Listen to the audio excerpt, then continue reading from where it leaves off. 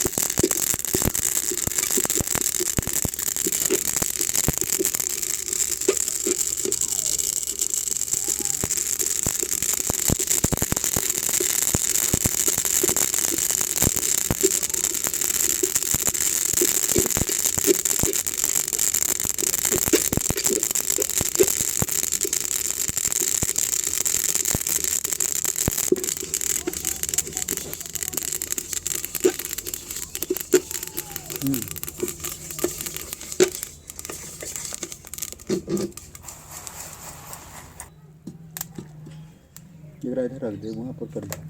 पहले ये खल लिया जो मांगता।